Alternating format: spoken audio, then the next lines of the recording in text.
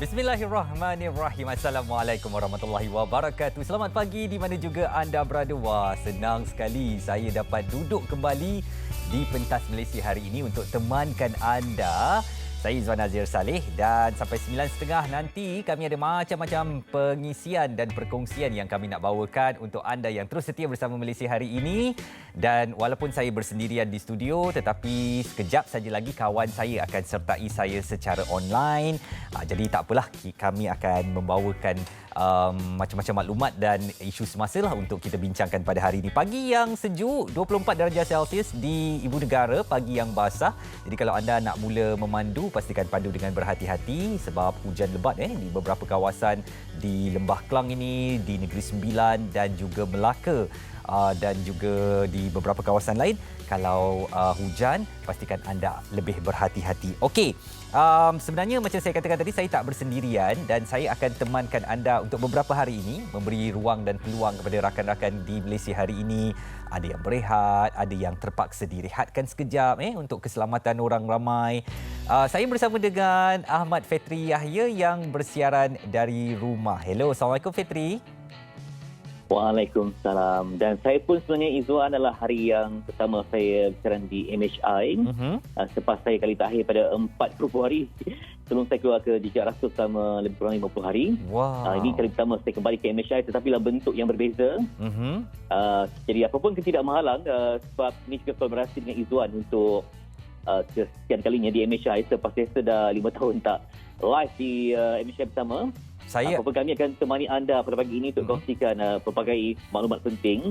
Apapun Izwan, kita masih lagi berjuang sebenarnya. Betul. Untuk memendung COVID-19 ini. Walaupun kita lihat kehidupan nampaknya macam kembali seperti biasa. Itulah yang harus kita sesuaikan diri.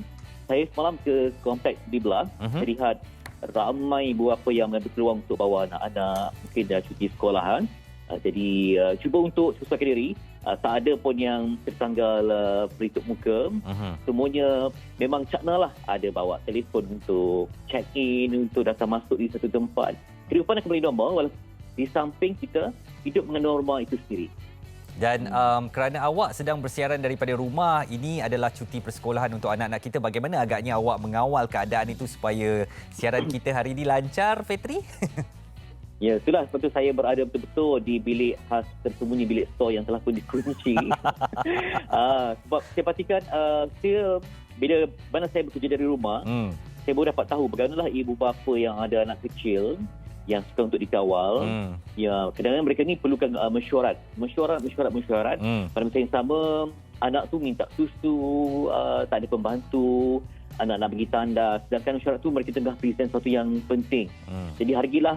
Sebab kita Izwan, ramai sebenarnya frontliners. Termasuklah frontliners Barisan Hadapan Ekonomi, Barisan Hadapan macam-macam lah. Barisan Hadapan, walaupun mereka ni tidak nampak di depan mata, tapi mereka ni Barisan Hadapan yang merancang polisi-polisi untuk kesenangan kita bersama. Sebenarnya saya pun nak kategorikan awak sebagai frontliners. Frontliners MC Selebriti Kahwin. Tak adalah. Sebab saya Izwan, memang saya suka jadi orang yang dibenci dalam majlis. Sebab Kenapa? selalu ingatkan tentang SOP. Betul. Itu penting. Sebab kita kata, sila pastikan semua tetamu telah pun memakai peritup muka, ambil suhu bacaan dan sila pastikan walaupun anda nak ambil makanan sekalipun, sila pakai sarung tangan plastik. Jadi kita ni sentiasa bertugas, tujuan kita ni untuk memberi peringatan. Betul. Sebab itu tugas yang sangat mencabar. Tuan dia dapat saya kongsikan sedikit. Dan bercakap tentang peringatan seperti yang Fetri katakan tu, apa kata kalau kita tinjau kedudukan ataupun keadaan semasa COVID-19 di Malaysia bagi tempoh 24 jam yang diumumkan semalam oleh Kementerian Kesihatan Malaysia. Ini dia. Kes baharu yang dicatatkan di Malaysia bagi tempoh 24 jam untuk hari Ahad berjumlah 1,302 kes baharu, ada 4 kematian yang direkodkan dan jumlah kes sembuh baru nampaknya rendah. Ini berbeza dengan keadaan selama 2-3 minggu ini di mana kes sembuh baru lebih tinggi daripada jangkitan baru, tapi semalam kes sembuh baru lebih rendah daripada jangkitan baru iaitu 1,127 dan kes aktif dalam masyarakat masih lagi berlega sekitar 14,000 iaitu 14,380 orang orang di sekeliling kita yang masih lagi positif COVID-19. Jadi sebenarnya banyak lagi kerja yang perlu kita lakukan bagi membantu frontliners kita, seperti kata Fetri tadi, frontliners di bidang ekonomi atau bidang keselamatan untuk kita melandaikan lengkuk COVID-19. Dan semalam Fetri, Sarawak mencatatkan rekod jangkitan COVID-19 tertinggi di Malaysia, diikuti dengan Selangor. Walaupun trend itu menunjukkan penurunan, tetapi kita tak boleh ambil leka lah Itulah dia. Dan saya sejujurnya bimbang kata nanti kita pun makin dekat dengan Ramadan dan dekat dengan Syawal. Jadi kita dapat perhatikan biasanya pola orang keluar rumah sangat tinggi. Jadi apakah kita mampu untuk mengawal pencarakan? Adakah kita mampu untuk memastikan kita ni betul-betul mematuhi peraturan? Dan yang paling penting untuk meningkatkan tahap kebersihan. Sebab kita pergi ke mana-mana tempat katakan di hotel kan. Jadi pihak hotel pun memang betul lumus memastikan semua cadar lah, semua apa tu telah pun disanitasi sebelum ada berlakunya kemasukan ramai-ramai. Sebab kadang-kadang orang tu balik kampung, kadang memang tak muat rumah tu sebab belum ramai yang balik. Jadi semua orang akan datang masuk di hotel. Jadi ini memerlukan kepada kerja keras dan juga kos. Bila kita nak buat sanitasi tu memerlukan juga kepada kos. Kemudian bila berlaku kita ni terlibat sebagai konten rapat, kos lagi untuk membuat ujian-ujian, proses dan sebagainya. Jadi kita masih lagi belum tamat satu perjuangan ini. Perlu cakna, perlu ada simpanan juga untuk membuat ujian-ujian untuk keselamatan kita bersama. Saya percaya ramai daripada kita menantikan pembukaan kembali sempadan negeri untuk kita mungkin berharap balik kampung raya dan sebagainya. Tetapi saya nak sarankan kepada kita semua untuk tepuk dada tanya selera. Apakah kita mampu untuk patuhi SOP? Apakah kita seorang yang ikut kepada perintah dan arahan yang dikeluarkan? Ataupun kita asal diberi kebebasan saja, yahoo, boleh balik kampung. Jadi kalau boleh kita tak mahu macam itulah. Kalau ikut tepuk dada tanya selera ni akan tak ada jawapan. Pakai ikut selera banyak selera. Kita kena ikut juga kepada intelektual dan keimanan tu. Betul. Di samping kadang kita rasa betul, tapi ada lagi lingkungan lah. Kadang kita tengok dalam dewan ni macam tak ada tempat makan ni, macam semua selamba je, kumpul selamba lah. Kadang-kadang bila lingkungan itu tidak membantu, kita pun rasa macam tapi bila ada satu tempat yang semua orang nampak disiplin lah, kita pun akan terikut sama untuk mencipta vibe ataupun lingkungan yang disiplin itu. Baik. Alright. Jadi patuhi SOP terus dan jaga disiplin diri anda dan keluarga untuk kita melandaikan lengkuk COVID-19. Fetri, kita beralih ke tajuk-tajuk utama akhbar harian hari ini. Kalau boleh saya mulakan dari akhbar berita harian. Tajuk muka hadapannya, UMNO BN hadapi PRU 15 bersendirian. Ini adalah keputusan yang diambil daripada Perhimpunan Agung UMNO 2020 yang berlangsung semalam di World Trade Center Kuala Lumpur, dan mereka telah mengekalkan keputusan Majlis Kerja Tertinggi atau MKT, iaitu tiada sebarang kerjasama dengan Parti Pribumi Bersatu Malaysia atau Bersatu, Presiden PKR Datuk Seri Anwar Ibrahim dan DAP. Kerjasama UMNO dengan Kerajaan Perikatan Nasional PN ketika ini diteruskan sehingga pembubaran Parlimen. Dikembangkan lagi, diulas dengan lebih lanjut dalam akhbar sama di muka surat 6 dengan tajuk yang sama, dan mereka telah pun memberi satu keputusan muktamad bahawa UMNO akan bertanding bersendirian menggunakan lambang Barisan Nasional dalam pilihan raya umum ke-15 bagi membentuk dominan politik, dan ini bermakna mereka tidak akan bekerjasama dengan Bersatu, juga dengan Presiden PKR Datuk Seri Anwar Ibrahim atau juga DAP. Jadi ini satu perkembangan warna-warni politik lah yang nampaknya semalam sebuah parti yang memayungi masyarakat Melayu ni, iaitu UMNO, sejak sekian lama, kini telah pun membuat keputusannya. Kita nak nantikan bagaimana agaknya pilihan raya umum nanti dan diharapkan keadaan akan terkawal lah pada ketika itu. Baik. Kalau boleh kita teruskan, Fetri, dengan harian Metro. Okey, Metro topik yang terasa kontroversi dan juga ada kaitan dengan emosi dan kemarahan. Ini tentang poligami tanpa kebenaran, yang tanpa kebenaran isteri pertama individu pengaruh kesan aktif atur pernikahan golongan keagamaan sejak lebih tahun lalu. Yang mana mengikut kajian ataupun tinjauan dilakukan oleh Persatuan Pengguna Melayu Malaysia, pihak berkuasa menyiasat dakwaan perwujudan sindiket menawarkan penipuan poligami tanpa perlu mendapatkan kebenaran isteri pertama. Disangka pernikahan itu menyebabkan ahli korporat, orang keagamaan dan juga selebriti tempatan yang dikesan aktif sejak lebih tahun lalu. Dan antara lain ada juga pengakuan daripada individu yang mahu dikenali sebagai Rohaya berusia 50 tahun, tak tahu suami kahwin dengan selebriti.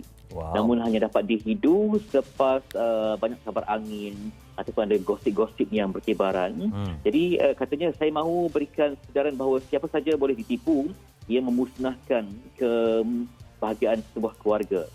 Sebab kata dalam yang pernah saya terima pengakuan juga, di mana suami ni aktif keluar negeri untuk melakukan kerja-kerja, tetapi makin kerap pula tugasan yang dilakukan. Mungkin makin nampak cemas ataupun makin takut-takut ya, ataupun ada telefon baru dan sebagainya, sebabkan pernikahan itu dirahsiakan. Sebab kan bila poligami ni dia perlu ada penjadualan. Jadi isteri pertama berapa hari dan sebagainya. Tapi disebabkan ada sahaja, dan saya daripada itu turut dibantu oleh sahabat-sahabat yang berlakon sebagai ahli mesyuarat. Contohnya macam tapi Zuan, kita ada meeting dekat ni. Jadi maksudnya meeting itu ialah pertemuan untuk kembali berjumpa dengan isteri lah. Sebab bila dia kahwin baru, pastilah ada istilah honeymoon ataupun bulan madu. Betul. Jadi tak mungkin bulan madu tu sekejap-sekejap. Mesti nak luangkan masa berkenalan, menikmati cinta yang baru. Jadi bila tanpa kebenaran, dia akan mewujudkan salah sangka kemarahan dan kesukaran. Bila mana seandainya lah berlaku kematian ataupun berlaku perebutan harta ataupun berlaku hal-hal yang tidak diingini di kemudian hari sebab ia tidak disahkan, tidak didokumentasikan secara undang-undang.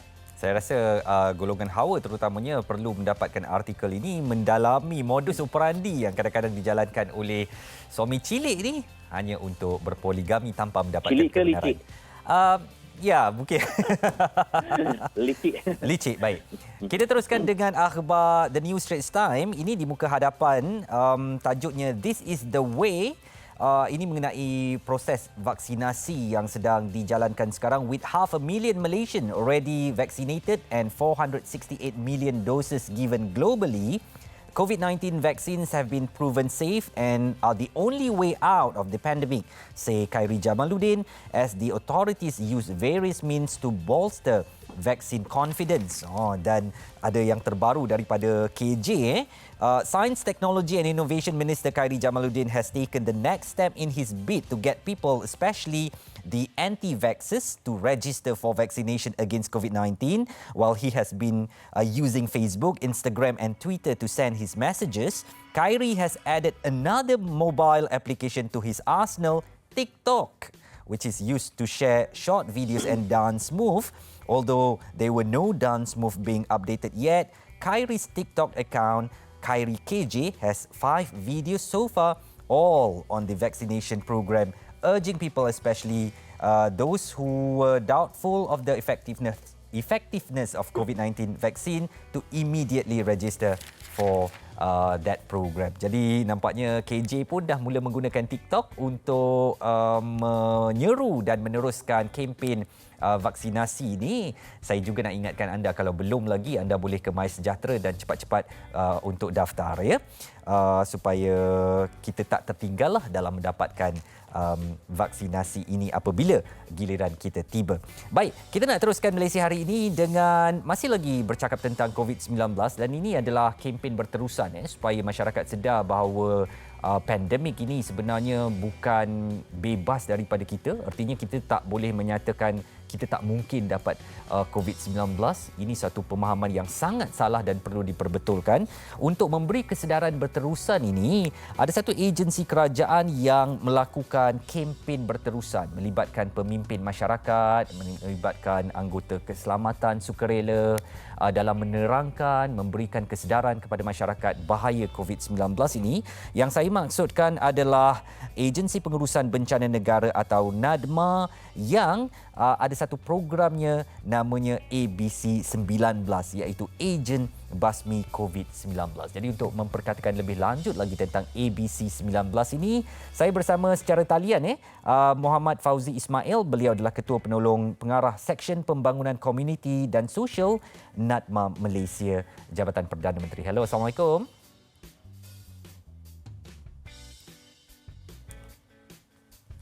Saudara Fauzi, apakah anda boleh dengar saya di studio?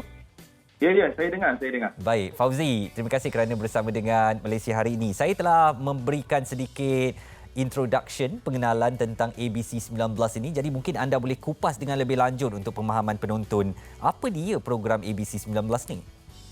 Baik, terima kasih. Assalamualaikum warahmatullahi wabarakatuh. Dan selamat pagi kepada pengacara dan juga penonton Malaysia hari ini. Jadi untuk seperti yang dah dimaklumkan tadi, sebenarnya kerajaan masa pengumuman oleh Yang Amat Perdana Menteri untuk PKP 2.0 yang lalu telah memberikan penekanan terhadap penglibatan pemimpin-pemimpin masyarakat ni lah, community leaders, yang mana dapat sama-sama membantu pihak kerajaan dalam kita menangani wabak COVID-19 ini. Dan salah satu perkara yang diumumkan adalah tentang penubuhan satu jawatankuasa pemberkasaan komuniti yang dipengerusikan oleh Yang Berhormat Menteri Tugas-Tugas Khas di Jabatan Menteri di Jabatan Perdana Menteri dan juga Yang Berbahagia Tan Sri Ketua Setiausaha Negara. Dan antara program yang direncanakan dalam pemberkasan komuniti yang dah disebutkan tadi iaitu Ejen Basmi COVID-19 lah, ataupun singkatannya ABC19. Jadi antara objektif utama ABC19 ni sebenarnya tuan-tuan dan perempuan adalah untuk kita melibatkan pemimpin ataupun komuniti masyarakat setempat untuk sama-sama memantau perjalanan ataupun pematuhan SOP di kawasan komuniti masing-masing. Selain itu juga ABC19 ni berperanan dalam untuk menyampaikan maklumat ataupun hibahan tentang pendidikan kesihatan. Sebagai contohnya, bagaimana nak mencegah COVID-19, apakah langkah-langkah yang perlu dilakukan oleh masyarakat untuk melindungi diri daripada COVID-19 inilah. Jadi secara ringkasnya itu adalah pelaksanaan ataupun ejen basmi COVID-19 itu. Fauzi, kalau kita lihat kepada gambar-gambar yang kami paparkan itu, banyak melibatkan penyertaan Jabatan Sukarelawan Malaysia Rela dan Angkatan Pertahanan Awam APM. Jadi gerak kerja mereka ni, bagaimana mereka mendekati masyarakat untuk memberikan penerangan itu, mungkin boleh anda perincikan. Baik, untuk program Ejen Basmi COVID-19 ni sebenarnya kita libatkan 3 fasa lah.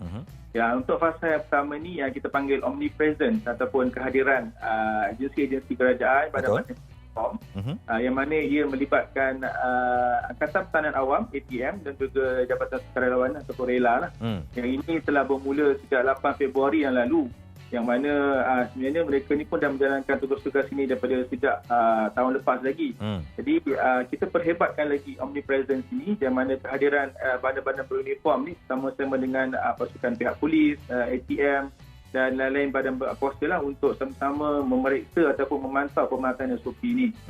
Jadi untuk fasa yang kedua ABC19 ini, kita mensasarkan ketua komuniti ataupun entiti komuniti, sebagai contohnya pengurusi JPKK, kelab rukun tetangga, SRS, ketua kampung, yang mana mereka ni adalah public figures yang orang kenal. Jadi kita memang specifically kita sasarkan ketua komuniti ini supaya mereka dapat menyampaikan mesej-mesej berkaitan tentang COVID-19 ni lah. Yang mana kita pun sendiri, kalau dalam budaya kita di masyarakat Malaysia ni, kita akan hormat lah pada Tok Ketua kan. So kalau bila Tok Ketua nampak anak buah berbual-bual di kedai kopi tak pakai face mask, jadi Tok Ketua akan tegur. So secara tak langsung itulah peranan Tok Ketua ni ataupun pengurusi JKK ni, yang mana apabila mereka ni ada bawa presence mereka, aura mereka, diharapkan masyarakat akan patuhlah dan sentiasa ingat tentang, sebab kadang-kadang kita selalu lupa. Kadang bukan tak nak pakai pun, tapi kita terlupa.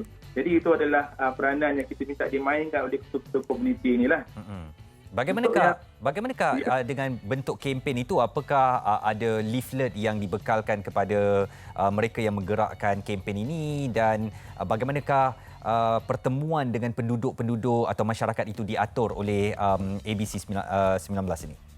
Baik, sebenarnya untuk bahan-bahan kempen ni daripada sejak kita lancarkan kempen norma baru, banyak bahan-bahan leaflet ataupun yang telah kita cetak dan kita tampal di tempat-tempat awam lah. Tapi dalam masa yang sama terdapat juga banyaklah infografik yang terdapat di laman web Kementerian Kesihatan Malaysia yang kita boleh akses di Info Sihat kan. Okey. So sekarang pun dengan teknologi kita dalam setiap taman saya percaya semua ada grup WhatsApp. Setiap kampung mesti ada grup WhatsApp. Jadi mungkin mereka ni boleh mendapatkan bahan daripada website KKM itu, Info Sihat itu, yang boleh disebarkan di grup WhatsApp taman ataupun di grup WhatsApp kampung masing-masing lah. Itu adalah satu contoh lah untuk kita hebatkan selain kita dapatkan bahan bercetak. Walau bagaimanapun untuk ABC 19 ni, kita juga akan bekalkan amben lah. Amben ni saya pun tak bawa ni. Amben warna hijau. Okey. Yang akan dipakai oleh setiap ahli ABC 19 ni ketika mereka membuat pemantauan ataupun rondaan di kawasan kampung ataupun komuniti masing-masing lah. Alright. Mungkin sehingga dari Februari sampai sekarang ni ada berapa jumlah yang telah dicapai oleh gerakan ini, Fauzi? Baik, untuk statistik lah untuk ABC 19 ini sehingga 12 Mac yang lalu lah, sebanyak 22,116 kawasan hotspot lah, kawasan tumpuan yang telah dilawati oleh ABC 19, terutamanya Omnipresence dan juga entity community tadi. Wow. Dan juga hampir 1.3 juta lah rakyat ataupun masyarakat telah disantuni ataupun ditemui oleh ABC 19 ini untuk menyampaikan mesej-mesej tentang very pentingnya untuk mematuhi SOP inilah. Jadi mungkin saranan dan seruan anda kepada masyarakat supaya jangan takut kepada ABC 19 ini sebab mungkin masyarakat rasa nampak rela, nampak APM tu takut sedang menjalankan penguatkuasaan mungkin sedangkan cuma mesej-mesej kempen saja yang nak disampaikan. Baik, saya ingin mengambil kesempatan ini untuk menyerulah kepada semua rakyat Malaysia, terutamanya kepada entiti-entiti komuniti inilah, ketua kampung dan sebagainya untuk sama-sama bergiat lebih aktif lah tentang penglibatan tentang ABC 19 ini dan terus mematuhi SOP. Dan saya juga ingin mengingatkan bahawa petang ini pada jam 3 petang akan ada satu pelancaran pemakasan komuniti secara langsung dibawakan di siaran RTM TV1. Baik. Yang mana kita akan yang Kebawa Yang Maha Mulia Seri Paduka Baginda telah berkenan untuk bertitah pada program tersebut. Dan juga akan ada ucapan daripada Yang Amat Berhormat Perdana Menteri. Dan seterusnya kita akan bawakanlah beberapa contoh komuniti dan juga NGO yang dah bergiat ataupun dah terlibat dengan ABC 19 ini untuk kita jadikan pedoman ataupun contoh untuk komuniti masing-masing buat di komuniti masing-masing lah. Baik, itu dia satu langkah yang baik dan wajar dipuji. Jadi saya nak ucapkan tahniah syabas kepada Nadma kerana menjadi pelopor kepada program ABC 19 ini yang sangat diperlukan oleh masyarakat untuk terus mengingatkan tentang bahaya pandemik COVID-19 ini dan memberi kesedaran kepada mereka. Saudara Fauzi, terima kasih kerana bersama dengan Malaysia hari ini. Itu dia Muhammad Fauzi Ismail, Ketua Penolong Pengarah Seksyen Pembangunan Komuniti dan Sosial Agensi Pengurusan Bencana Negara NADMA Malaysia di Jabatan Perdana Menteri. InsyaAllah kita jumpa di lain kesempatan ya. Baik. Terima kasih. Itu dia. Dan ini sebenarnya suatu kempen yang memang perlu diteruskan dan kalau tanpa kempen pun kita perlu sedar jangan ambil mudah. Ada sebahagian daripada kita yang kalau nak pergi kedai dekat aja, masuk pun 5 minit nak beli roti je tak pakai pelitup muka, walaupun kedai tu sesak dia masuk juga. Jadi sebenarnya ini satu langkah yang tak baiklah dan kita perlu elakkan sebab kita jangan pentingkan diri kita. Kadang-kadang kita tak pakai pelitup muka dan kita masuk di tempat orang sesak tu, kita tak sedar apa yang kita bawa balik. Kalau untuk diri kita seorang tak apa, tapi keluarga kita pun yang mungkin akan terlibat. Ini suatu yang amat dikesalilah dan semua daripada kita untuk melandaikan lengkuk COVID-19 kita perlu patuh kepada SOP. Alright, dalam jam berikut nanti ada beberapa lagi perkongsian yang saya nak bawakan kepada anda tentang satu kes di mana berlaku akhir-akhir ini dalam usaha untuk mendapatkan duit ataupun tuntutan insurans. Beberapa pemandu kenderaan sanggup untuk langgar kenderaan lain ataupun mencipta kemalangan asalkan dia tak cedera dan sebagainya, tapi dia nak buat tuntutan insurans. Kita akan bincangkan tu sekejap saja lagi, tapi Fetri nampaknya nak kabarkan satu drama terbaru yang akan bersiaran di TV3. Fetri. Okey, ini tentang Tak Sempurna Mencintaimu. Saksikan drama terbaru Melayu 29 Mac ini yang dibintangi oleh Rita Rossi, Intan Najwa, Rita Nadira Sandy Bakri dan ramai lagi. Ramai ini mengisahkan Mustaqim yang hidup bersendirian setelah hubungan dengan ayahnya berantakan. Namun, kekosongan itu seperti terisi setelah dia bertemu dengan Siratul. Dan apa yang terjadi? Saksikan. Anda menonton Tak Sempurna Mencintai Mu setiap Isnin dengan jam 7 malam hanya di Akasia TV3. Bolehkah mencintai seseorang tu secara sempurna, Fitri? Okey, sebenarnya sempurna dalam cinta itu tidak ada, tetapi proses untuk mencari sempurna itulah yang membahagikan. Itu saja yang wujud. Sebab bila mana kita meletakkan sempurna sebagai cinta, kita akan merana sebab di makhluk tidak ada kesempurnaan. Betul. Bila makhluk tu katakan mati, meninggal ke apa, jadi kita hanya bergantung pada makhluk yang tidak kekal. Sorry, itu maksud mood. Jadi mood Ramadan pula ya. Kepada yang mencintai Fitri dan yang mencintai saya, kita semua tak sempurna kan? Terimalah kami seadanya. Tapi proses nak cari sempurna itu yang paling bahagia. Baik, saya setuju dengan awak. Itu. Baik, kita nak berehat sekejap, Fitri. Dan jangan ke mana-mana, teruskan bersama MHI kembali selepas ini. Bismillahirrahmanirrahim. Assalamualaikum warahmatullahi wabarakatuh dan salam sejahtera. Saya Siti Zailah binti Muhammad Yusof selaku Timbalan Menteri Kementerian Pembangunan Wanita, Keluarga dan Masyarakat. Saya baru saja menerima vaksin di Klinik Kesihatan Putrajaya Presiden 18. Alhamdulillah dalam keadaan selesa dan tidak pun merasa sakit. Alhamdulillah proses menjalani untuk mendapat vaksinasi ini terlalu mudah dan cepat. Apabila saya tiba tadi terus ke kaunter pendaftaran dan mendapat taklimat daripada doktor dan selepas itu mengisi borang yang diperlukan dan terus mendapat suntikan dan insya-Allah vaksin selamat dan halal. Jom kita mendaftar untuk mendapat vaksinasi melalui aplikasi MySejahtera atau klinik kesihatan yang berdekatan atau laman web COVID-19. Sama-sama kita lindungi diri kita dan keluarga kita.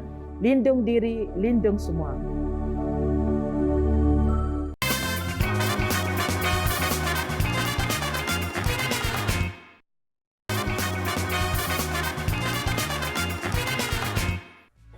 8.32 pagi. Selamat pagi di mana juga anda berada. Terima kasih kerana bersama Malaysia hari ini. Pagi yang sejuk, 24 darjah Celsius di Lembah Klang. Kabarnya dari Melaka sampailah ke Lembah Klang ni hujan lebat. Jadi kalau anda nak mula memandu, pastikan anda pandu berhati-hati. Hari ini, hari Isnin 29 Mac bersamaan dengan 15 Syaban 1442 Hijriah. Maknanya kita ada lebih kurang 15 hari sahaja lagi menjelang Ramadan Al-Mubarak. Ingat, untuk memasuki bulan penuh keberkatan paling mulia itu, tak boleh esok nak Ramadan, hari ni baru nak sedia tau. Enjin kita kena panas, siap-siap bagi kita ready dahulu, barulah nanti Ramadan akan terisi dengan macam-macam ibadah yang bermanfaat untuk kita. Okey, kita nak teruskan Malaysia hari ini dengan satu daripada kes viral ni berlaku di mana baru-baru ni ada satu kejadian di mana seorang pemandu kenderaan ini dilanggar oleh pemandu kenderaan lain yang tidak berniat untuk mencederakannya mungkin, tetapi hanya berniat untuk mendapatkan tuntutan insurans. Ini satu kes yang sebenarnya serius, menunjukkan betapa masyarakat kita sekarang ni dalam keadaan yang terdesak, cuba cari jalan untuk macam mana sekalipun dapat duit sehingga sanggup untuk membahayakan pemanduan orang lain. Dan kes ini telah mendapat reaksi yang pelbagailah daripada kalangan masyarakat kita. Jadi pagi ini saya nak berhubung dengan beberapa orang, iaitu mangsa, pengusaha bengkel dan juga peguam untuk kita menilai dan melihat bagaimana kalau kita terpaksa melalui keadaan ini. Jadi saya nak mulakan dengan seorang mangsa dahulu yang pernah melalui kejadian ini. Kita nak bersama dengan Hafiz alias di Dengkil, Selangor melalui panggilan telefon secara online ini. Hello, Assalamualaikum Hafiz. Hello, salam. Hafiz, sihat?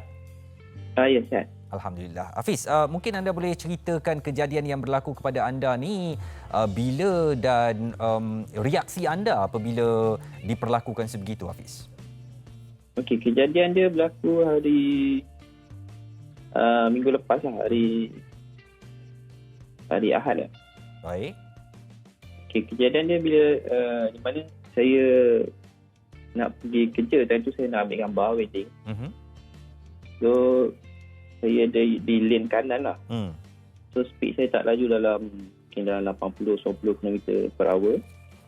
So saya ternampak satu Avanza, tiba-tiba dia nak cuba halang saya lah daripada laju. Sebab saya di lane kanan. Saya nampak ada ruang kosong, saya cuba potong di sebelah kanan lagi sekali. Tapi dia memang himpit terus lah. Okey. Dan saya nampak agak pelik lah. Ke Avanza tu saya brake mengejut lah. Dan Alhamdulillah saya berjaya mengelak daripada aksiden lah berlaku. Okey. Jadi kenderaan anda tak dilanggar oleh pemilik Avanza tu lah? Hampir. Kalau saya tak brake emergency yang kuat, memang akan aksiden lah. Awak ada memberhentikan kenderaan dan bertemu dengan pemandu tu? Tak. Tapi lepas dia buat macam tu, saya kembali ke lane tengah. Dan kemudian dia cuba himpit kembali dan dia bawa slow sampai ke persimpangan, dua persimpangan. Betul. Kalau saya tengok daripada visual yang sedang dipaparkan ni pun nampak macam pelik pemanduan dia tu, ya? Ya, betul. Mungkin nasihat Hafiz lah kepada pemandu-pemandu lain supaya lebih berhati-hati. Sebab sekarang ni orang sanggup lakukan apa saja kalau nak cuba dapat tuntutan insurans inilah. Okey, nasihat saya, pengguna jalan raya kena alert lah dengan kereta yang berada di hadapan. Kalau yang jenis yang dia tiba masuk tak bagi signal, lepas tu tiba dia macam brake, kalau boleh jaga jarak lah. Macam saya perasan bila dia masuk secara mengejut dan saya cuba potong, dan dia pun cuba untuk masuk lagi mengejut ke kanan. So kena alert lah benda tu. So pastikan lah sentiasa alert untuk brake emergency lah. Dan bila brake emergency tu, pastikan steering dalam keadaan straight lah, lurus. Jangan tiba nak cuba elak. Sebab nanti kita aksiden lagi teruk lah. Kalau saya tengok paparan video tadi, hampir jelas pemandu itu cuba meminta anda untuk melanggarnya lah. Ya, betul. Dua kali percubaan. Lepas tu dia dalam keadaan perlahan, kemudian dalam keadaan laju lah. Wow. Mungkin daripada mereka yang baru memandu atau tak berapa faham, apabila kenderaan anda yang melanggar kenderaan itu, maka pemandu kenderaan yang kononnya tadi awak langgar boleh membuat tuntutan insurans ke atas insurans awak. Betul kan, Hafiz? Betul. Saya rasa sebab kalau ikut kan dia macam saya langgar belakang lah. Macam saya salah lah. Jadi dari segi video tu memang dia cuba, dan kalau dia tak sempat brake, rasa dia akan langgar divider lah. Divider yang dia cuba halang saya tu. Dan awak ada cuba potong dia tak lepas tu tenung tajam dia ke atau macam mana ke? Okey, saya cuba potong. So tapi ada kereta yang cuba potong. So saya cuba nak ikut, tapi dia macam nak halang saya juga. So saya just slow dan ikut belakang dia sampai di persimpangan tu. Saya cuba tipu dia sikit lah.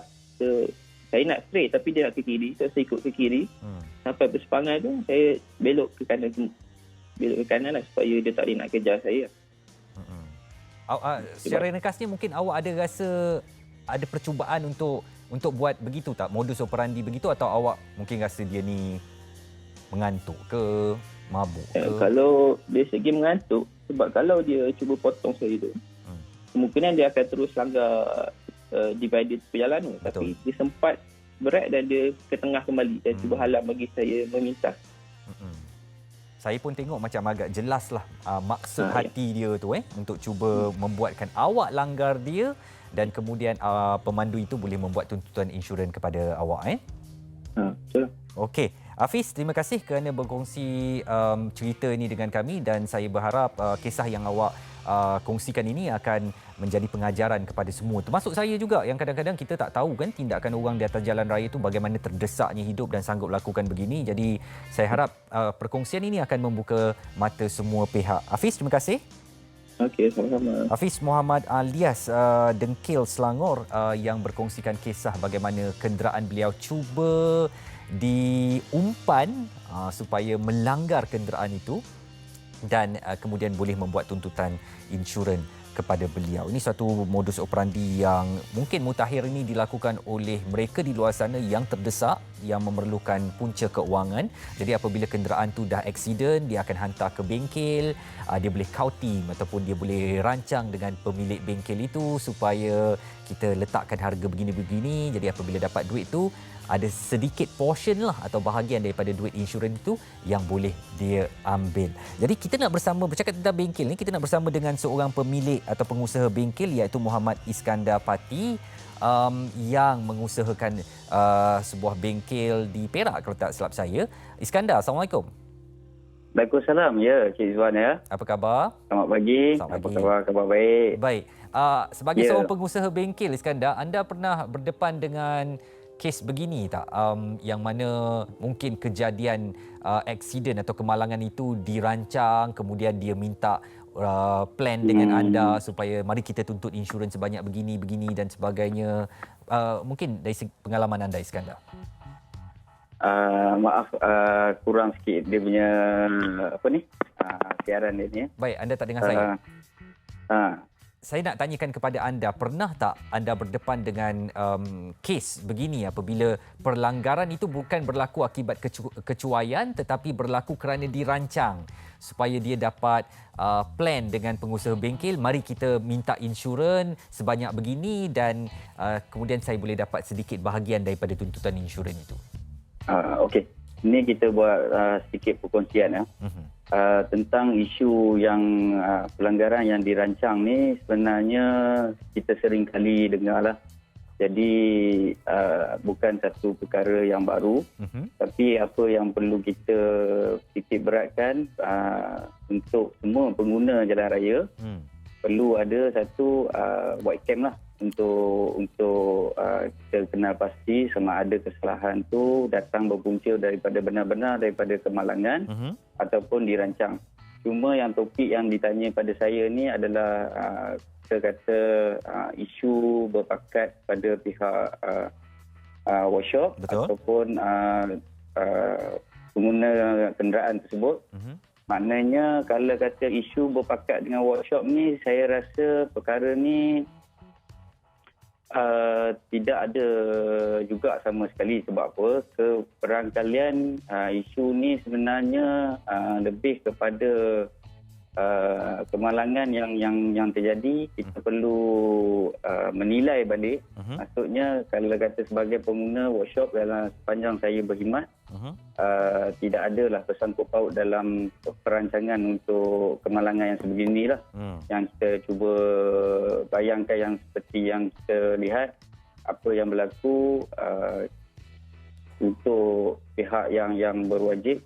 Kita perlu ada satu penilaian semula kepada pihak insurans ataupun kepada menilai balik kerosakan itulah. Tapi kalau kata untuk workshop yang terlibat sama kepada taktik ataupun teknik PAU kita kata kemalangan ni, saya rasa buat masa sekarang ni kita belum ada lagi lah isu-isu yang sebeginilah dengan pihak workshop.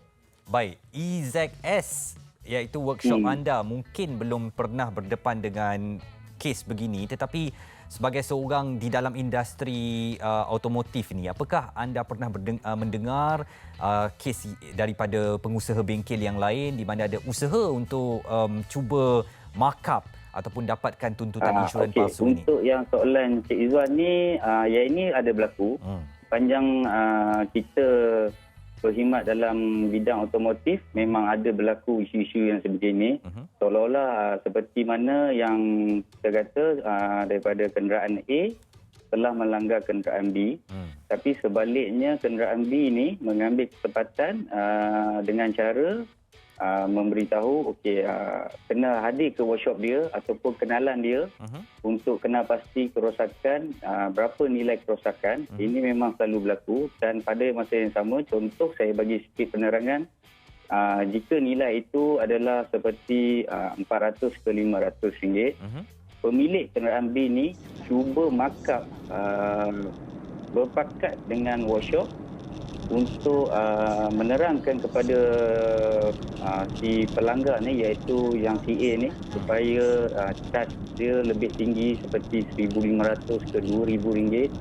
So yang ini yang perlu kita tahu semua pengguna-pengguna jalan raya yang apabila anda berada di situasi ini perlu mengambil satu langkah, iaitu buat penilaian beberapa workshop serta buat rujukan balik kepada pihak insurans untuk mengenal pastilah nilai kerosakan sebenar. Sebab apa? Kalau kata isu-isu yang macam ni sering kali berlaku,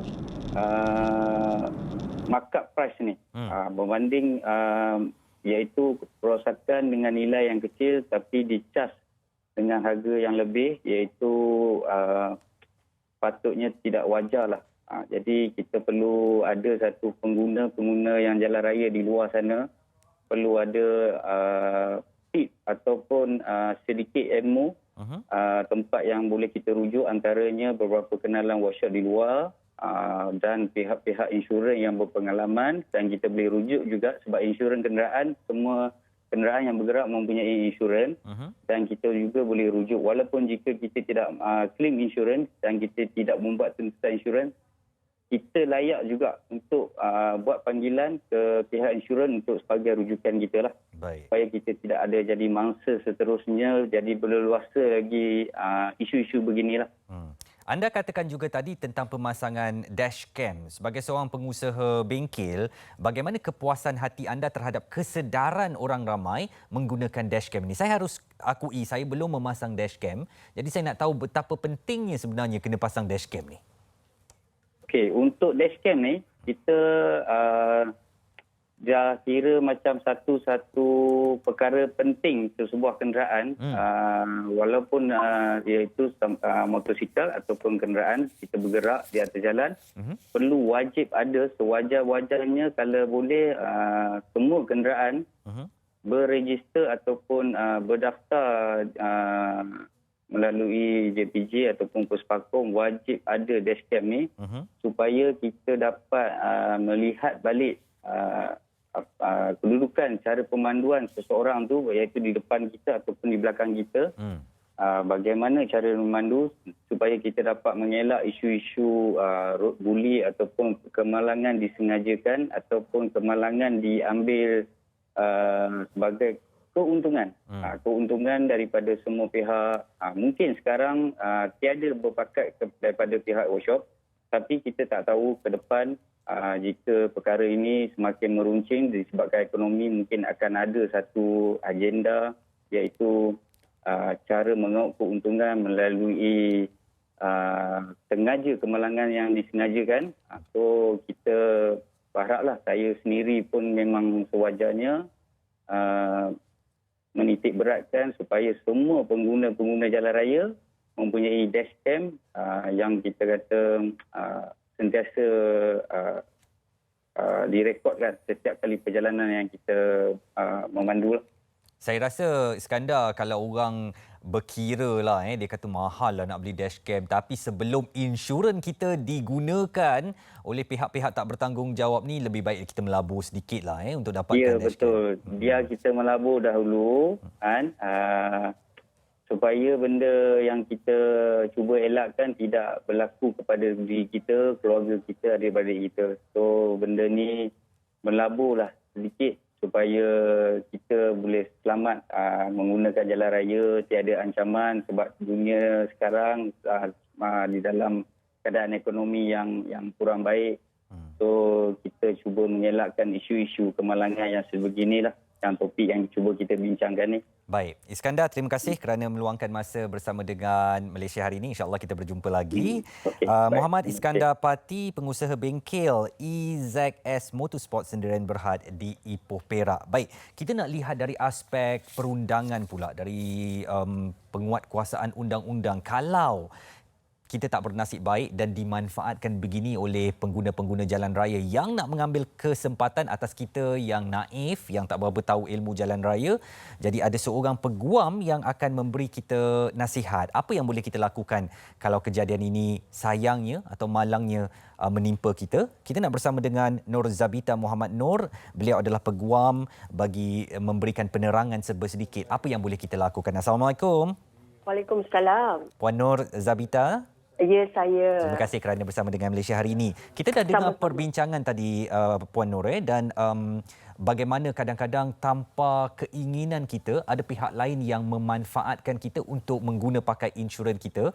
Saya faham ada akta di jalan raya ni, kalau pembacaan ringkas saya akta 333 dan sebagainya. Jadi kalaulah malangnya saya menjadi mangsa keadaan begini, apa agaknya posisi undang-undang yang boleh saya gunakan untuk melindungi hak saya? Okey, gini ya. Tadi bila saya melihat pengguna jalan raya yang pernah mengalami masalah ini, saya nak tambah lagi, sebenarnya situasi ini bukan hanya setakat pemandu di hadapan tu dia break kenderaan.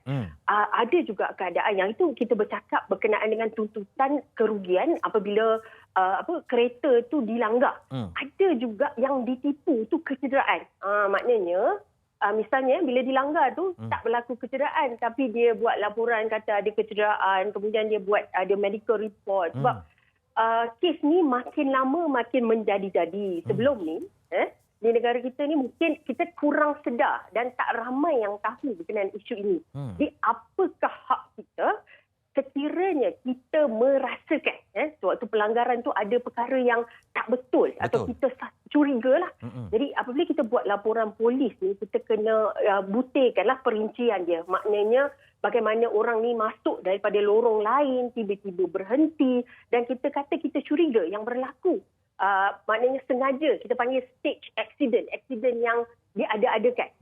Sebab di mahkamah sebenarnya ada juga daripada syarikat-syarikat insurans ni, apabila berlaku stage accident ni, mana yang dipalsukan ni, mereka menjadi pencelah dan mereka objek kepada tuntutan yang itu yang dibuat oleh orang yang menuntut. Jadi kena perincikan di dalam laporan polis kita dan kita boleh buat aduan kepada pihak insurans kita kalau kita ada syak wasangka yang perkara itu berlaku. Dan seterusnya pihak-pihak yang menjalankan aktiviti stage accident ni untuk membuat tuntutan insurans palsu ni sebenarnya adalah merupakan kesalahan di bawah kanun keseksaan. Mungkin tidak ada satu akta yang spesifik untuk melindungi maknanya penipuan-penipuan ni. Tetapi kita lihat pada tahun 2018 ada sebagai ops telejam PIAM 2018 yang mana pihak polis telah berjaya menumpaskan satu sindiket pemalsuan tuntutan insurans yang anggaran kerugiannya 2.9 juta. Dan di bawah orang-orang yang ditangkap itu menurut Ketua Polis Selangor sewaktu itu turut melibatkan anggota polis sendiri, pihak daripada Puspakom sebab mereka menipu kata kereta hilang dan mereka membuat tuntutan insurans. Dan kesemua mereka ini didakwa di bawah 420 kanun keseksaan bagi penipuan. Manakala pegawai-pegawai yang terlibat turut diambil tindakan di bawah kanun keseksaan juga mengikut relevant section dan juga kalau macam misalnya anggota ada terlibat di bawah akta polis juga. Begitulah seriusnya. Sebab kita nampak masa mudah tapi tahun 2018 tu dah ditumpaskan satu sindiket. Puan Nur, sebenarnya rakan saya Ahmad Fetri Haya juga bersama. Tapi saya nak tanya soalan ini kepada Puan Nur. Bagaimana agaknya pemahaman kita apabila kita yang langgar belakang orang dan memang kita salah. Jadi di situ kita dah panik. Kita dah rasa macam, ya Allah, aku salah. Jadi kemudian kita tak sedar orang di depan tu nak memanfaatkan kita. Jadi bagaimana agaknya pemahaman ini perlu dibetulkan, terutamanya oleh pemandu-pemandu muda dan sebagainya, pemandu wanita mungkin, yang jangan panik dan anda kena fahami keadaan betul-betul yang mana kalau boleh fight, kita fight keadaan tu. Ya, itulah fahaman secara asasnya. Apabila kita melanggar daripada belakang, maksudnya kita yang salah. Sebab kita selalu dengar orang kata langgar daripada belakang, kita yang salah. Betul. Sebenarnya tidak. Tetapi, misalnya macam tadi ada satu video tu yang dia langgar double line. Sepatutnya itu tak boleh. Jadi sebab itu saya kata tadi kita kena spesifikkan, letakkan perincian di dalam laporan kita. Misalnya kereta di hadapan saya telah secara tiba-tiba memasuki lorong kanan. Jadi sekiranya mereka melanggar peruntukan undang-undang pemanduan di jalan raya, walaupun kita langgar daripada belakang, masih mereka dianggap salah. Jadi anggapan bahawa melanggar daripada belakang memang 100% salah sebenarnya tak betul tu. Sebab bila laporan polis dibuat, keterangan kita diambil oleh polis, nanti polis akan membuat siasatan berkenaan dengan, dia akan tengoklah perincian jalan, ada lakaran, rajah lakaran jalan raya tu dan dia akan putus. Kalau tengok video paparan ini memang terang-terang kenderaan depan tu minta langgar. Dia potong garisan double dan juga masuk macam tu sahaja. Jadi ini boleh jadi satu sindiket lah. Bagaimana Puan Nur kalau kita pasang dashcam tadi, seperti seorang pengusaha bengkel Iskandar ni katakan pasang dashcam, bolehkah perkara-perkara itu dibawa sebagai bahan bukti ke mahkamah? Okey, ini adalah satu nasihat yang sangat baik. Sebenarnya boleh digunakan. Sebab yang menjadi isu sekarang apabila berlaku pelanggaran di antara kedua pihak dan kita tidak ada bukti. Kalau ada dashcam itu mungkin boleh membantu. Walaupun dia sedikit costly, tetapi masih boleh membantu. Dan kalau kata-kata orang ramai bahawa tak apalah guna je lah insurans saya, kalau nak bawa ke mahkamah dengan lawyernya banyak nak pakai duit, apa nasihat Puan Nur? Okey, begini ya.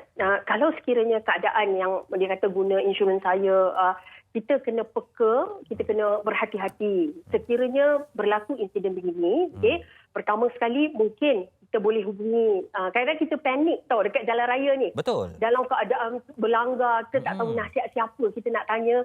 Mungkin pertama sekali kita tanyalah kawan-kawan yang ada pengalaman. Lepas tu jangan panik, buat laporan polis dulu. Sebab tuntutan tu tidak semestinya segera dibuat untuk tuntutan insurans tu. Ambil langkah berjaga-jaga dahulu. Baik. Fetri ada nak tanya apa-apa ke Fetri? Ya, saya silakan. Fetri, saya tak dengar. Kami tak boleh dengar. Ya, baik. Teruskan. Dapat dengar? Dengar. Okey, dari segi kesukaran untuk pembuktian ya. Sebab kadang-kadang yang ditarget ni pun sebab terlihat yang kadang yang membuat onan pun mereka yang terlatih walaupun terlatih dalam bidang kejahatan tapi tetap ada latihan yang terancang. Berbanding kita yang jujur tapi tidak ada ilmu langsung tentang perkara ini kan. Sebab ia masih baru.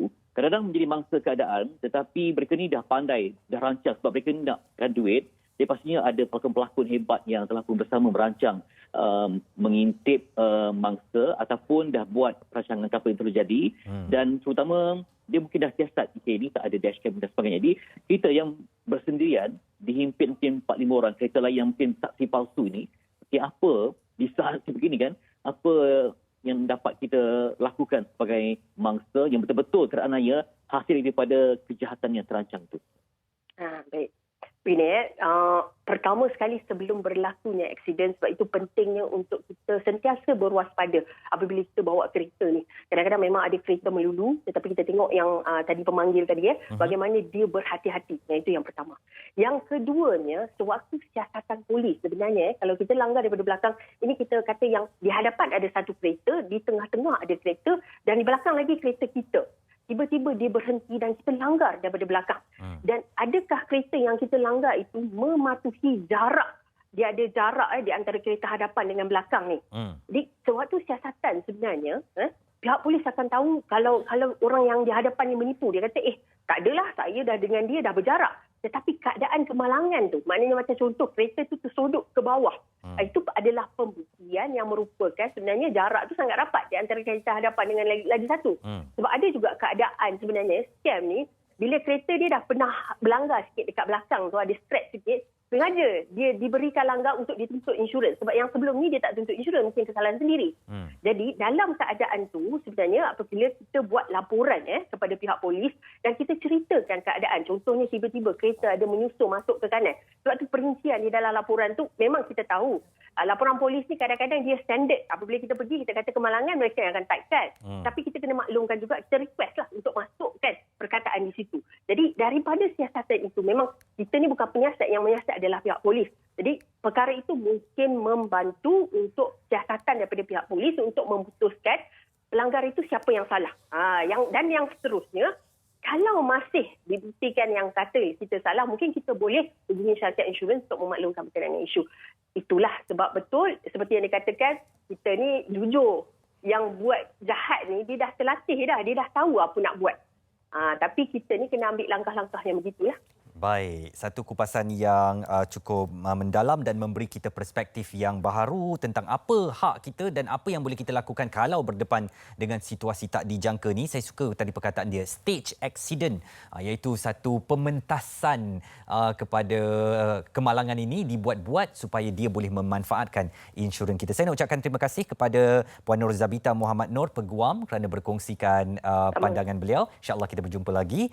Dan ini satu kupasan yang mendalam bagaimana kami nak bawakan kesedaran ini kepada anda di luar sana, terutamanya pagi-pagi ni mungkin sekejap lagi baru nak ke pejabat ni. Hati-hati, kadang-kadang bukan kesalahan kita memandu tu, kesalahan orang lain, tapi kita yang kena tanggung. Yang penting anda jangan panik dan juga kalau boleh laburlah sedikit wang ringgit untuk dapatkan dashcam kerana dashcam tu merekod segala-galanya dan boleh dibawa ke mahkamah kalau nak dijadikan bahan bukti. Elakkan orang-orang yang sekarang dalam keadaan zaman pandemik ni masing-masing terdesak, masing-masing perlu cari satu jalan supaya boleh mendapatkan duit. Ada kalanya dia menggunakan pihak lain untuk memenuhi matlamat itu. Sekejap lagi kita nak bersama dengan Mok Chun nak bercakap tentang Hero to Zero. Ada satu program baharu ni, apa dia agaknya pengisian dan bagaimana pelaksanaannya tu.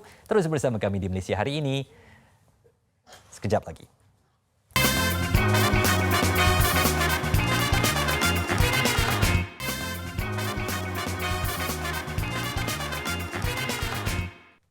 Terima kasih kepada anda yang masih lagi bersama dengan Malaysia Hari Ini, dan seperti yang saya katakan tadi, saya bersama dengan Irma Fatima untuk bercakap tentang satu program terbaru ni di TV3 kabarnya, Hero to CEO. Tadi saya tersyasyul sikit, ada salah sikit.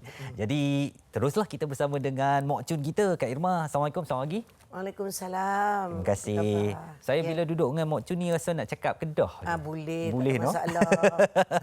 Saya dah katakan tadi, ini program terbaru, Hero to CEO. Jadi mungkin zero ke hero? Zero to CEO. Mana daripada kosong sehingga menjadi CEO. CEO itu adalah orang yang memiliki perusahaan perniagaan. Okey, jadi mungkin sekarang ni Kak Irma nak terangkan dululah bagaimana prosesnya, apa yang orang boleh lakukan dan latar belakang kepada program Zero to CEO ni. Okey, program Zero to CEO ni sebenarnya kita nak membantu kan apabila negara kita dilanda pandemik COVID. Jadi ramai yang kehilangan pekerjaan, ramai yang tak ada kerja, ramai yang diberhentikan kerja dan terutamanya golongan-golongan asnaf.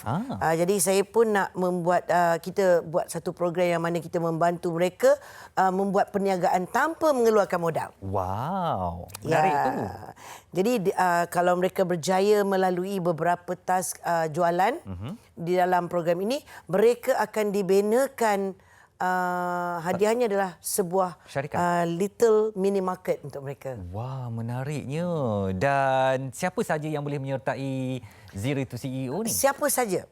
Orang yang ingin merubah hidup dia. Maknanya daripada yang kurang berkemampuan untuk mendapat lebih duit.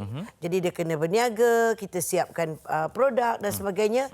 Mereka hanya perlu berniaga saja ataupun mereka yang nak mengembangkan perniagaan mereka yang dah ada produk. Apa peranan Kak Irma yang akan dikongsikan dengan peserta-peserta Zero to CEO? Sebenarnya saya hanya makcun yang digunakan untuk mencari calon-calonnya manakala kita ada mentor-mentor tertentu yang kita akan bersama kita, yang mana mereka akan motivate, mereka bagi kelas, mereka ajar bagaimana nak buat marketing dan apa yang keperluan untuk menjadi seorang CEO. Jadi ini sebenarnya sepanjang program ini. Ini satu program reality lah. Reality show. Di mana akan ada mereka yang tersingkir dan sebagainya, ya? Kita akan memberi fokus kepada mereka yang betul-betul bersungguh-sungguh nak berniaga.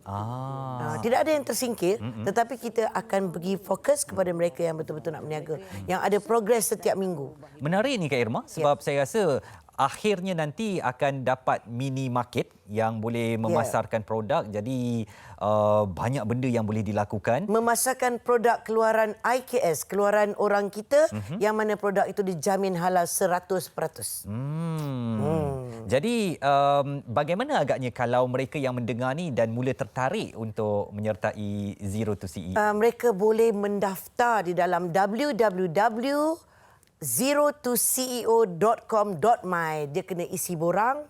Nanti kita akan panggil untuk bukan interview, untuk program itu bermula. Baik. Jadi sekarang dalam 1 bulan ini dalam masa untuk kita mengumpulkan peserta-peserta.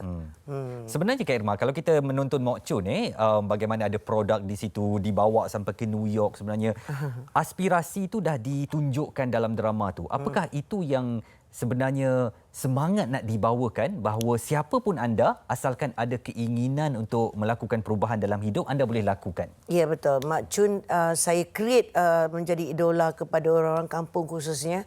Walaupun dia hanya seorang orang kampung biasa yang bermula dengan bedak sejuk, namun dia ada misi. Seseorang itu harus ada misi dalam hidup dia. Kalau dia nak ubah hidup dia menjadi lebih baik, dia akan usaha dan pasti dia akan berjaya. Tapi kalau dia tak nak ubah hidup dia, macam mana pun kau motivate pun tak mungkin akan berlaku. Jadi program Zero to CEO ni kita akan menjadikan mereka realiti ke dalam perniagaan kepada mereka yang ingin merubah hidup mereka. Jadi kita nak bagi fokus kepada orang yang seperti itu.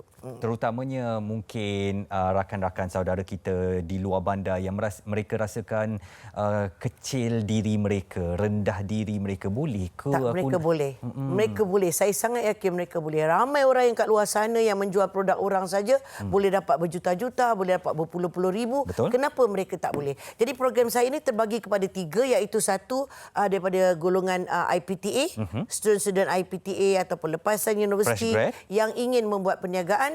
Kedua adalah asnaf dan B40. Dan ketiga adalah mereka-mereka yang kat luar sana yang menganggur, yang tidak ada pekerjaan, yang ingin mencari duit lebih. Walaupun mereka ada kerja, ada pekerjaan, tapi mereka nak ubah hidup mereka untuk dapat duit lebih. Terutamanya perempuan-perempuan, nak ada duit poket, kan nak minta suami kan bising pula, nak beli handbag ke, nak beli baju ke kan.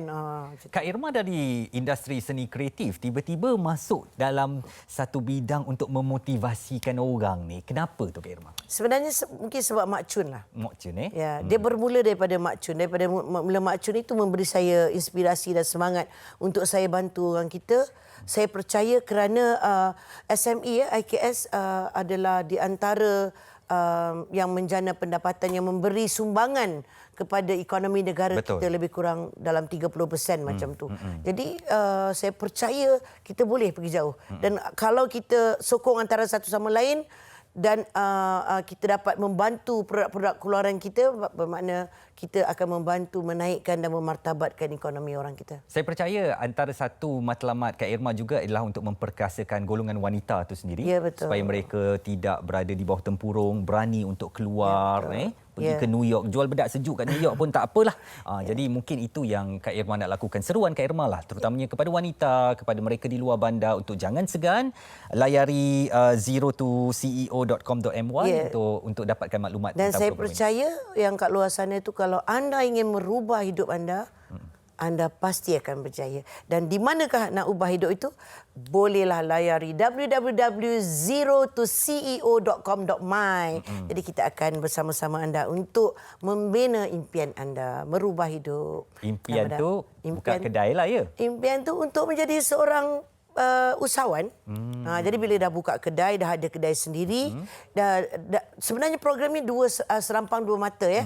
Kita membantu produk IKS, kita membantu orang yang memerlukan dan mengubah hidup untuk mendapat pendapatan. Jadi dua-dua ni, makanya kita jual produk IKS, mereka ini kita bantu dengan perniagaan itu. Dan bila kita ada sebuah minimarket, kita dapat menjual produk-produk yang dijamin halal 100%, iaitu produk orang kita. Baik, kalau yang tertanya-tanya bila program ni Kak, mungkin Kak Irma dia nak rahsialah siapa panel-panel. Saya pasti nama-nama hebat tu akan membantu, tapi bila program ni di TV3 nanti? InsyaAllah program ni akan disiarkan di TV3 selepas Hari Raya. Tetapi sekarang adalah progres untuk kita mengumpul peserta-peserta. Tarikh tutupnya adalah 31 April. Jadi daripada sekarang kenalah masuk di dalam borang tu kerana kita akan pilih. Jadi cepat-cepatlah. Yang mana yang dapat tu, Alhamdulillah. Alhamdulillah. Nanti hampa dapat buat merkit tau. Kalau dapat merkit sendiri, bolehlah kita ubah kehidupan kita. No? Dan kita juga cuba tengah untuk mendapatkan grant, grant untuk mengembangkan bisnes mereka. Baik. Kepada mereka yang menang nanti. Sebab dia ada hadiah. Dia bukan saja reality show, dia bukan saja motivasi, tetapi mereka akan melalui proses di mana mereka akan mendapat hadiah kepada mereka yang berjaya. Saya fikir ini satu platform yang sangat baik dan Dahlah kita nak bina jadi usahawan, kita bagi hadiah pula. Betul. Dan Kak Irma ni banyak pengetahuan, banyak pengalamannya, jadi anda perlu libatkan, cuba sertai Zero to CEO ini bersama dengan panel-panel yang kemudian akan diumumkan, tetapi Mok Chun seorang aja dengan semangat dan iltizam beliau untuk mengubah kehidupan seseorang tu daripada biasa-biasa saja kepada sesuatu kedudukan yang baik.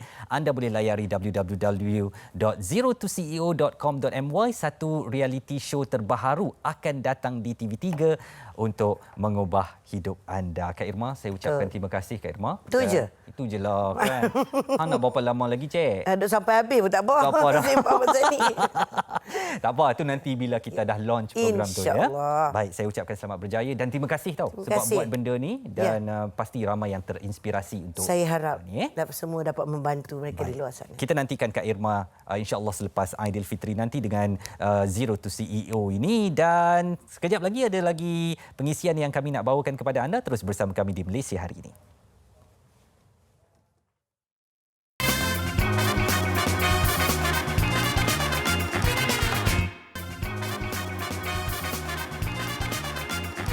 Hai, Assalamualaikum. Saya Firdaus Rahmat. Istimewa untuk Malaysia Hari Ini, TV3. Let's go. Tak perlu sendiri, kau tetap di sini.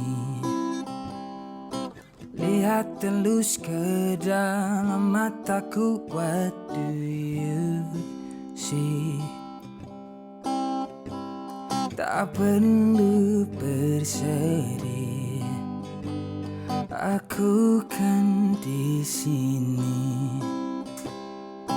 Luahkan semua perasaan hati kamu. Ku tulis lagu buatmu bangun. So close your eyes, I'll be there for you. I swear that it's true. Sentiasa aku minjamkan bauku. Yeah. So close your eyes, akan kau tahu ku juga perlu sentiasa kamu pinjamkan baumu. Sentiasa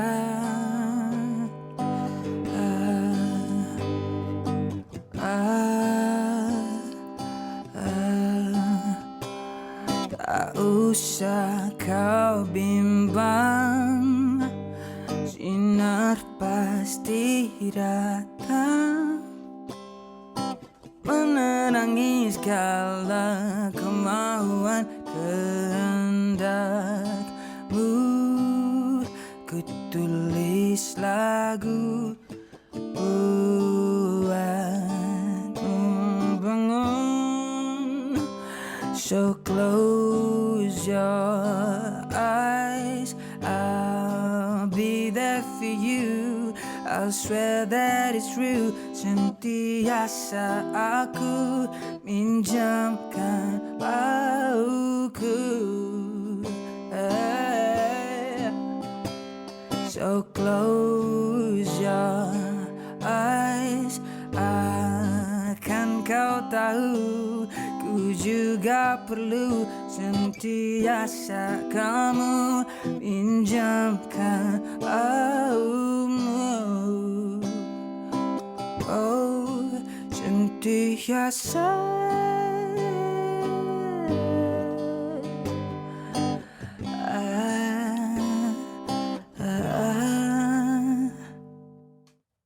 9:17 pagi, suhu di Kuala Lumpur masih lagi 25 darjah Celsius dan anda masih lagi bersama Malaysia hari ini.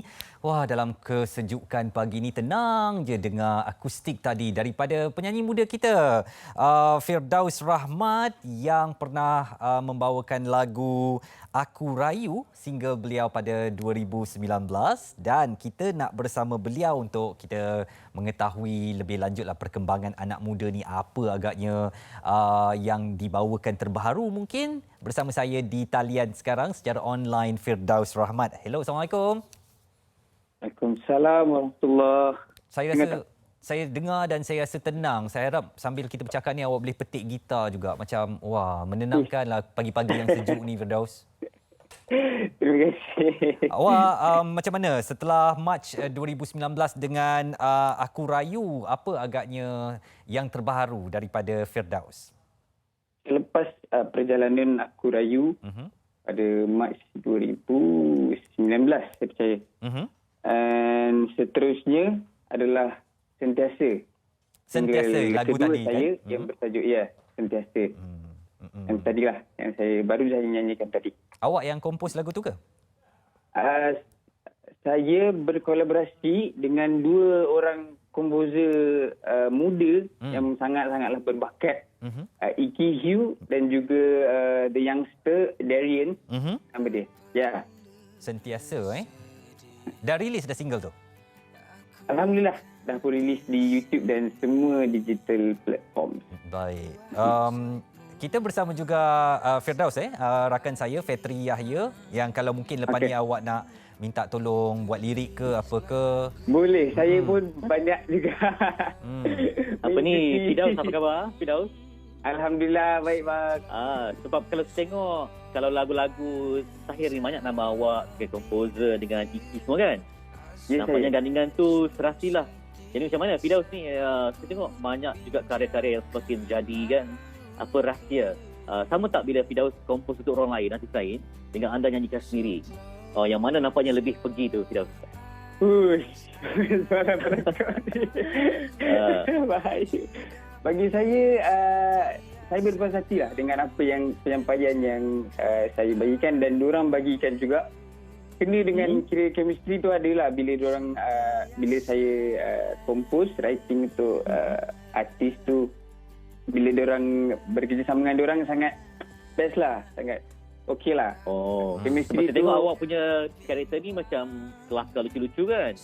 Bila nyanyi lagu yang serius ni macam mana? Sebab karakter awak memang gila-gila ke macam mana? Ataupun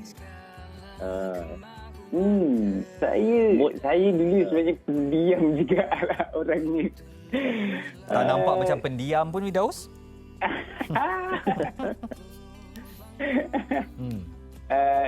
Itulah, saya happy dengan maksudnya apa yang saya ada sekarang, syukur dia dengan apa ada, dan saya pun sekarang pun alhamdulillah baru saja berlangsungkan pernikahan. Tak adalah baru sangat tapi tahun lepas, bulan 10.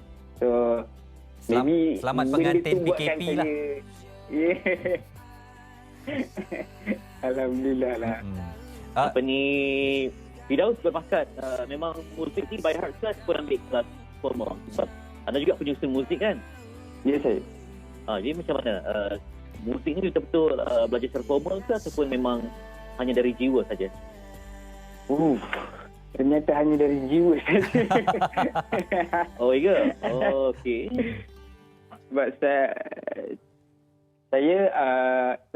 saya dalam bidang muzik, saya tak ambil apa-apa lah. Any vocal class pun saya tak ada sangat pun. Sebenarnya saya bermula industri ni daripada satu kumpulan lah. Untuk kumpulan nasyid Faith dulu kan? Ya, saya betul. Dan sebenarnya mungkin ramai yang tak tahu awak ada kembar Betul. Fahimi, dan apakah ada kolaborasi bersama dan mungkin gerak kerja dalam mencipta sesuatu bersama adik atau abang Fahimi ni? Dia abang. Abang, okey. So far, cuba Izwan nyanyi, Firdaus backup vokal ke? Titik gembo-gembo. Macam tu boleh? Boleh bang. Boleh. Izwan, cuba Izwan. Saya dah nyanyi dah. Awak ni lain kali tolonglah jangan line tu terputus-putus, Fitri. Itulah dugaan kita bersiaran dari. Ya, tadi Izwan sebut betul. suhu sekarang 24, 25 darjah Celsius dan itulah sejuk. dia akan lebih turun lagi ke 22 darjah Celsius dengan hujan lebat kalau saya terus menyanyi. Apa ni, Firdaus nak dengar gitar solo boleh? Ataupun Betul. apa, Cuba awak instrumen petik solo boleh? gitar sekali, Firdaus. Hujan ni memang layan. Layan. Saya pun Okey. rasa tenang aja rasa. Rasa dengar tak kalau saya ketik tadi. Saya cuba. Itulah saya pun ni sebab PKP kan, so kita tak dapat nak bersemuka berdepan. So, macam Itulah dia. sakit kan. Okey. Dengar tak kira cerita? Dengar ke? Dengar tapi sayup je dengar. Dia macam muzik latar belakang saya dekat Cool FM aja macam tu. Okey, boleh dengar. Okey, kuat sikit. Lagu Sentiasa tadi, Firdaus, macam cukup syahdu. Mungkin saya tak berapa fokus tadi kepada lirik dia. Jadi mungkin anda kalau nak ceritakan tentang apa lagu Sentiasa tu? Okey, Sentiasa ni dia menceritakan sebenarnya idea asal Sentiasa ini saya dedikasikan dekat seorang sekuntum bunga yang sekarang ini menjadi isteri saya. Sebenarnya sebab bagi saya sendiri saya ada banyak macam kita sebagai komposer macam banyak juga macam kita tulis lagu untuk artis. Betul. Tapi sebab saya sebagai penyanyi juga, singer, songwriter, komposer, mestilah saya ada nak macam tulis satu lagu mengenai sesuatu. Dan Sentiasa ni apabila EQ, komposer yang saya cakap tadi dengan Deden, saya terfikir nak buat satu lagu pasal dia. And then tiba-tiba secara kebetulan diorang hantar the demo, and then saya macam korang ni baca pemikiran aku ke? Saya kena je dengan apa yang dia sampaikan dalam lagu tu. Memang kena dengan cerita saya. So I just go for it lah. Firdaus, tentulah. ke karya awak Boneka. Terima kasih. Nak dengar awak nyanyi versi awak boleh? Tapi kita saya lupa lah. Just vokal je lah. Okey, boleh. Alright, okey. Saya marah kita. Okey. Firdaus, awak nak menyanyi tu? Dia nyanyi sikit. Oh, dia nak sikit lah, sikit. Sikit je. Bukan boneka seperti apa engkau inginkan. Sesungguhnya aku tak sanggup. Sudah cukup, tak perlu kau menyiksaku. Wow, itu dia live daripada Firdaus Rahmat. Dan Firdaus, saya nak ucapkan selamat berjaya untuk awak. Saya percaya awak satu bintang yang akan bersinar satu hari nanti sebaris dengan skuad-skuad seperti Naim Daniel kan. Jadi cuma awak perlu lebih ke depan lagi. Sebelum ni asyik di balik tabir je kan. Jadi lepas ni beranikan untuk lebih ke depan lagi. Selamat berjaya Firdaus. InsyaAllah kita berjumpa lagi. Kalau tak di MHR, di Cool FM Boleh. Baik, alright. Itu dia perbualan saya dan Fitri bersama seorang inilah Firdaus Rahmat yang membawakan lagu Aku Rayu dan single terbarunya Sentiasa sekarang. Fitri? Hujung Izwan ya? Ya. Dah sampai ke penghujung ke? Betul, kita dah sampai ke penghujung. InsyaAllah kita akan berpadu lagi esok untuk berbagai ilmu yang penting kita manfaatkan bersama. Moga-moga ada limpahan kebaikan untuk semua. Baik, selamat beristirahat Fitri di rumah, belakang itu almari. Dan insyaAllah kita jumpa lagi esok. Saya Izwan Nazir Saleh. Dengarkan saya di Cool FM 3 petang nanti. Terima kasih. Assalamualaikum. Jumpa lagi.